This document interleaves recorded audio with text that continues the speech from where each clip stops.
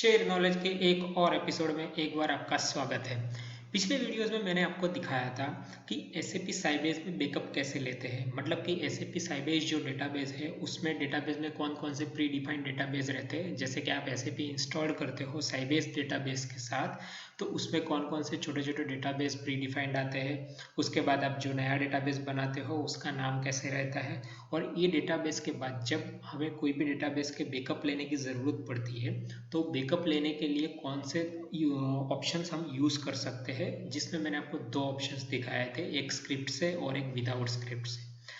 आज मैं आपको इस वीडियो में दिखाऊंगा कि जो बैकअप का तो मैंने बता दिया था, लेकिन आज मैं आपका कंसेप्ट क्लियर करना चाहता हूँ कि लॉग बैकअप क्या होता है। अक्सर आपने सुना होगा लॉग बैकअप। उसके बाद मैं आपको बताऊंगा कि लॉग बैकअप में दो टाइप के लॉग बैकअप है। थर्ड ऑप्शन में मैं आपको बताऊंगा कि ट्रांजैक्शन और वो जो लॉग बैकअप वो कैसे लेते हैं, और लास्ट में मैं आपको दिखाऊंगा कि रिस्टोर डीबी का ऑप्शन।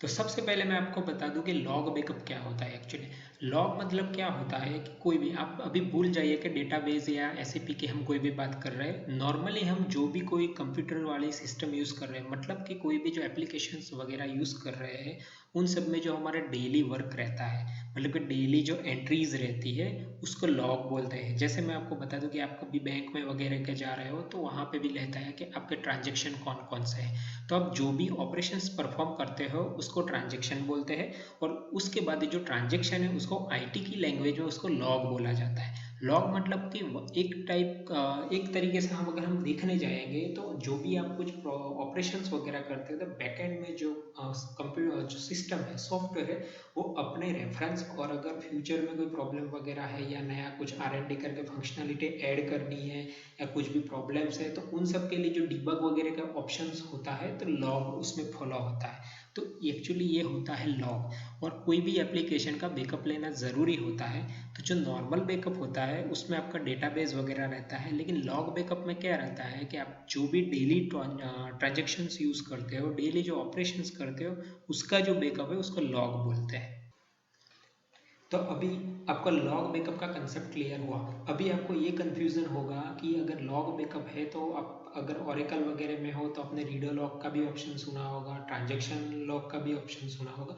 तो मैं बता दूं कि जनरल प्रैक्टिकली देखने जाए तो लॉग बैकअप में दो तरीके के नाम अलग अलग है। एक ट्रांजैक्शन लॉग बैकअप बोलते हैं, दूसरे बैकअप का जो ऑप्शन है उसका नाम है रीडू लॉग। अब रीडू लॉग और ट्रांजैक्शन में ज़्यादा कोई डिफरेंस नहीं है। अगर आप आर्किटेक्चरल लेवल पे जाओगे तो आपको डिफरेंस मिलेगा, लेकिन दोनों का वर्क एक ही है। तो जो ओरेकल वगैरह डेटाबेस से परफॉर्म बिलोंग करते हैं उन लोगों के लिए रीडू लॉग बैकअप बोलते हैं। और अगर आप MS SQL या साइबेस रिलेटेड बैकअप यूज़ कर रहे हो तो उसमें जो ट्रांजेक्शन लॉग का बैकअप होता है उसको ट्रांजेक्शन लॉग बैकअप बोलते हैं। तो कन्फ्यूज़न अगर है तो कोई ज़्यादा दिक्कत नहीं, आप गूगल कर भी ज़्यादा डिटेल ले सकते हो, लेकिन दोनों का ओवरऑल जो समरी है वो यही है कि ट्रांजेक्शन बैकअप और रीडू लॉग बैकअप में कोई डिफरेंस नहीं है। प्रैक्टिकली देखने जाओ तो दोनों का यूज़ एक ही है। अभी मैं आपको बताऊंगा कि साइबेस सिस्टम के अंदर ट्रांजेक्शन लॉग बैकअप कैसे शेड्यूल करते हैं और क्यों शेड्यूल करते हैं। लास्ट वीडियो में जैसे कि हमने कुछ डिस्कस किया था कि किस तरीके से स्क्रिप्ट वगैरह बना सकते हो, जैसे राइट साइड पे आप देख सकते हो, इसी नोटपैड में मैंने आपके लिए रेफरेंस के लिए रखा था। आज मैं आपको बताऊंगा कि ट्रांजेक्शन लॉग बैकअप कैसे लेते हैं। तो सबसे पहले जैसे कि हमने स्क्रिप्ट बनाई हुई थी, dump database master using config, dump database SYBMGTDB using, ऐसे ही ट्रांजेक्शन बैकअप के लिए अलग थोड़ी स्क्रिप्ट रहती है जिसमें आपको ट्रांजेक्शन कीवर्ड यूज़ करना पड़ता है। तो एक बात सबसे पहले ये बता देता हूँ कि जो भी आप फर्स्ट टाइम कोई भी बैकअप ले रहे हो तो उसमें उसके सेटिंग्स क्या होते हैं वो वीडियो में मैं आपको आगे दिखा रहा हूँ। जैसे कि अभी हमने लास्ट टाइम स्क्रिप्ट बनाई हुई थी, मैं आपको फिर से बता देता हूँ एक बार। SP config_dump, उसके बाद गो करेंगे तो हमारी स्क्रिप्ट है जैसे कि सेम बताया हुआ था, ठीक है। तो अभी उसके बाद हम यूज़ करेंगे जो स्क्रिप्ट है वो DUMP, उसके बाद लिखेंगे कीवर्ड ट्रांजेक्शन, उसके बाद SID रहेगा आपका, उसके बाद यूजिंग कन्फिग डबल कोट, और यहाँ पे हमने जो स्क्रिप्ट लिखी थी उसका नाम, ठीक है। उसके बाद यहाँ पे आएगा गो। क्या मैसेज आ रहा है आपको? अभी जैसे अभी हम मैसेज देखेंगे, dump transaction to a dump device is not allowed while the trunk log on checkpoint option is enabled. Disable the option with spdbo option, then use dump transaction before. ठीक है, अभी ये मैसेज एक्चुअली ये कह रहा है कि आप जब भी फर्स्ट टाइम डेटाबेस इंस्टॉल करते हो या आप फर्स्ट टाइम जो आपका डिफ़ॉल्ट सेटिंग होता है उसमें लॉग बैकअप होता है, उसका सेटिंग्स डिसेबल्ड होता है, मतलब आप डायरेक्टली उसको एनेबल्ड नहीं कर सकते। तो सबसे पहले हमें उसको एनेबल्ड करना पड़ेगा। तो एनेबल्ड करने के लिए हमें पहले जाना पड़ेगा जहाँ पे लिखा है सर मास्टर डीबी में, जैसे मास्टर डीबी में यूज़ मास्टर, क्योंकि कोई भी डेटाबेस के ऑपरेशन हमें करने हैं तो मास्टर डीबी में जाना पड़ता है। उसके बाद उसका कमांड है sp_db ऑप्शन, उसके बाद sid देन डबल काउंट। अभी पहले मैं आपको ये बता दूं कि db ऑप्शन में आपको कौन कौन से ऑप्शन देखने को मिलेंगे। यहाँ पे इतने सारे प्री डिफाइंड ऑप्शंस है ऑलरेडी, spdb ऑप्शन डेटाबेस, जिसमें कि प्री डिफाइंड साइबेज ने जो सेटिंग्स दिए हुए उसको एनेबल डिसेबल करना, और चेक पॉइंट मतलब कि एक चेक पॉइंट मतलब कैसा रहता है कि एक मार्क जैसा रहता है, फ्लैग जैसा रहता है कि एनेबल्ड और डिसेबल्ड के लिए। ठीक है, तो यहाँ पे हमें ट्रांजेक्शन लॉक के लिए trunk lock on check post को यूज करना है, sp उसके बाद db ऑप्शन, उसके बाद sid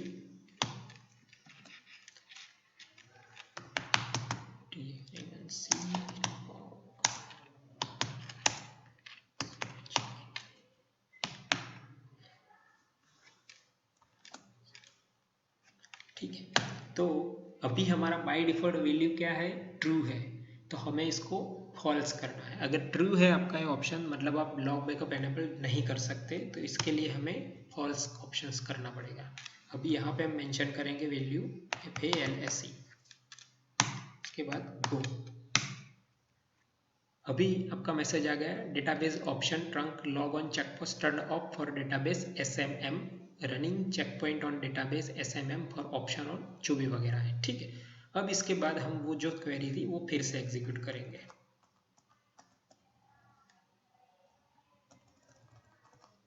ये वाले, ठीक है, अभी ये मैसेज आ गया। अभी ये मैसेज क्या है, this database has not been dumped since it was created, altered और अपग्रेडेड और ट्रांजैक्शन डंप में have been loaded using until time clause. तो ये इस मैसेज का मतलब ये है कि आपका डेटाबेस में लॉग बैकअप है वो एनेबल्ड हो गया है, लेकिन साइबेज में एक ऑप्शंस रहता है कि आप जब भी फर्स्ट टाइम आप ऐसा लॉग बैकअप एनेबल कर रहे हो उससे पहले एक बार आपको आपके सिस्टम का फुल डेटाबेस का बैकअप लेने की ज़रूरत है। मतलब कि जैसे मैंने लास्ट टाइम आपको दिखाया था कि हमने मास्टर में लिया था, SYBMGTDB लिया था, SAP टूल्स लिया था, लेकिन हमने हमारा जो मेन SID का बैकअप है उसका नहीं लिया था, और मैंने वो बैकअप परफॉर्म नहीं किया है क्योंकि मैंने जैसे बताया था कि वो कम से कम 2 से 3 घंटा लेता है। तो वो बैकअप जब आप 2 घंटे वगैरह आप ले लोगे उसके बाद ये ऑप्शंस एनेबल हो जाएगा। तो आप जब भी प्रैक्टिस कर रहे हो या सीख रहे हो या कभी भी ऑफिस में इम्प्लीमेंट कर रहे हो तो ये मैसेज आए, इसका मतलब ये है कि आपका ये लॉग बैकअप एनेबल्ड हो गया है, और उसके बाद जब भी आप एग्जीक्यूट करोगे तो ये अपने आप चलने लगेगा। अभी दूसरा ऑप्शन मैं बता दूं कि ट्रांजैक्शन लॉग बैकअप का इंपॉर्टेंस क्या है और उसकी फ्रीक्वेंसी क्या होती है। जनरली हम जो नॉर्मल डेटाबेस का बैकअप है वो दिन में एक बार लेते हैं, एवरीडे नाइट या वगैरह, जब सिस्टम में लोड कम हो, क्योंकि जब भी डेटाबेस का बैकअप चलता है तो नॉर्मल सिस्टम से थोड़ा उस पर लोड पड़ने की वजह से थोड़ा परफॉर्मेंस में फर्क पड़ता है। लेकिन जो ट्रांजैक्शन बैकअप है वो नॉर्मली कंपनियों में 2 से 3 घंटों में लेते हैं, और अगर ज़्यादा ज़रूरत रहे तो हर घंटे ले सकते हैं। उसका मैं रीज़न आपको ये बता रहा हूँ कि अगर मानो कि आपका मॉर्निंग रात को 9 बजे आप बैकअप एग्जीक्यूट कर रहे हो, दूसरे दिन 9 बजे, तीसरे दिन 9 बजे, लेकिन अगर दूसरे दिन मानो कि सुबह 11 या 12 बजे कोई प्रॉब्लम हो गया और आपकी सिस्टम क्रैश हो गई और आपको जो डेटाबेस का बैकअप है उसको रिस्टोर करना है, तो आप रिस्टोर करोगे तो अभी प्रॉब्लम ये होगा कि आपके पास तो सिर्फ आपने जो रात को 9 बजे के बाद जो बैकअप लिया है वही बैकअप आएगा, बाकी के ट्रांजैक्शन जो सुबह मॉर्निंग में किया, जो नाइट में लोगों ने काम किया, वो डेटा आपको नहीं मिलेगा। तो लॉग बैकअप का मेन इंपॉर्टेंट यूज़ वही है कि आप हर 1-1.5 घंटे में लॉग बैकअप लेने से बेनिफिट क्या है कि आपने पूरा बैकअप जो नाइट में लेते हो उसके बाद आपने जो लॉग बैकअप दिया है वो जब भी लिया होगा तो वो बैकअप आप रिस्टोर करोगे तो आपको as on date almost 90% data आपका रिकवर हो जाएगा। तो लॉग बैकअप का यही एक बेनिफिट है। दूसरा कि ऑनलाइन बैकअप और ऑफलाइन बैकअप का भी एक कंसेप्ट रहता है जो मैंने ऑलरेडी पहले बताया था, लेकिन ये वीडियोस जो देख रहे हैं उनको फिर से बता दूं कि ऑनलाइन और ऑफलाइन बैकअप में फ़र्क ये होता है कि ऑफलाइन बैकअप में आपने जो भी बैकअप लिया है वो पूरा आपको मिलेगा, उसमें आपका डेटा लॉस नहीं होगा। लेकिन ऑनलाइन बैकअप में प्रॉब्लम ये है कि जब सिस्टम में ऑनलाइन बैकअप शुरू होता है तो वो कुछ जगह पे बैकअप स्किप करता है क्योंकि उसमें काफ़ी सारी सिस्टम्स और सर्विसेज चालू होती है। तो बेटर है कि आप ऑनलाइन बैकअप जो लेते हो और साथ में 1 या 2 घंटे में ट्रांजैक्शन लॉग बैकअप एनेबल रखना चाहिए। इसीलिए सारी कंपनियां ट्रांजैक्शन बैकअप या रीडू लॉग बैकअप का यूज़ करती है जिससे यूज़र का डेटा लॉस ना हो। अभी लास्ट का एक ऑप्शन मैं आपको बता दूं कि जैसे कि मैंने बताया कि DB restore at OS level, मतलब कि डेटाबेस अगर आपका क्रैश हो गया है और आपको रिस्टोर करना है तो इसके लिए साइबेस का एक बहुत ही सिंपल है। आपको यहाँ पे लोड डेटाबेस लिखना है, जैसे राइट साइड पे आप देख सकते हो लोड डेटाबेस फ्रॉम करके आपका जो भी पाथ है, मतलब जहाँ पे भी आपने बैकअप रखा है वो बैकअप फाइल आपको रखनी है और गो करना है। उसके बाद आप जब एंटर करोगे तो ऑलमोस्ट 1.5 से 2 घंटा लेगा पूरा बैकअप सिस्टम में लोड होने के लिए। उसके बाद वो कर्सर कंप्लीट हो जाएगा। वो उस कर्सर कंप्लीट हो जाने के बाद आपको फिर से लिखना है ऑनलाइन डेटाबेस और आपका SID लिखना है, मतलब यहाँ पे SMM है, तो वो थोड़ी देर बाद वो बैकअप ऑनलाइन हो जाएगा, मतलब कि अप हो जाएगा। तो ऐसे आप सिस्टम में बैकअप रिस्टोर कर सकते हैं। लेकिन आपकी जानकारी के लिए बता दूं कि मैंने ये जो लास्ट वाला ऑप्शन है वो यूज़ नहीं किया हुआ है क्योंकि हमें कभी इस सिस्टम की ज़रूरत नहीं पड़ी है। हम लोग बैकअप रिस्टोर तभी करते हैं कि सिस्टम क्रैश हो जाती है, लेकिन जनरली ऐसा बहुत रेयर केस में होता है। लेकिन आपको प्रैक्टिस के लिए ये कर सकते हैं। और एक दूसरा ऑप्शन मैं आपको बता सकता हूँ कि जब आप इंस्टॉलेशन करते हो तो इंस्टॉलेशन के टाइम पे भी आपको एक ऑप्शन दिया जाता है, वहाँ से भी आप डीबी रिस्टोर कर सकते हैं। तो ये 2 ऑप्शन थे जो मैं आज आपको ये वीडियो में बताए, मतलब कि अभी साइबेस में डेटाबेस का कैसे लेते हैं बैकअप वो बताया, उसके स्क्रिप्ट कैसे लेते हैं वो बता दिया, उसको विदाउट स्क्रिप्टिंग उसका जो पाथ वगैरह है ऑपरेटिंग सिस्टम लेवल से कैसे लेते हैं, और डेटाबेस में जो बैकअप है वो रिस्टोर कैसे करते हैं, ट्रांजैक्शन लॉग बैकअप क्या है, ये सब मैंने क्लियर करवाया। आई होप आपके डाउट्स क्लियर हुए होंगे। अगर आपको कोई भी क्वेरी वगैरह है तो कमेंट बॉक्स में मुझे कमेंट कर सकते हैं। और प्लीज़ वीडियो को लाइक शेयर और सब्सक्राइब करिए। दूसरे वीडियोज़ में बहुत जल्द मिलेंगे, तब तक के लिए टेक केयर।